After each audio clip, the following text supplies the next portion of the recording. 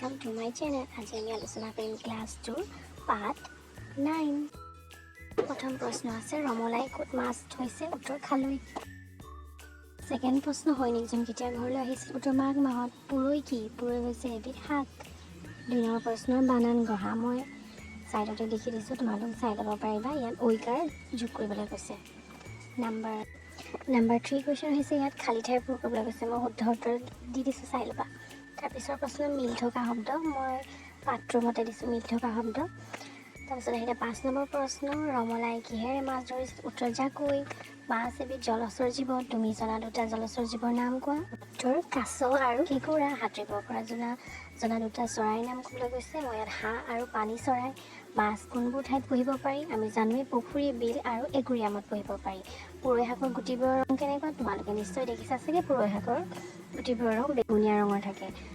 দুবিধ সেউজীয়া ৰঙৰ শাকৰ নাম ক'বলৈ গৈছে ইয়াত পালেং শাক আৰু লাই শাক মই দেখিছোঁ তোমালোকে খাই ভাল পোৱা ইয়াত লিখিব পাৰিবা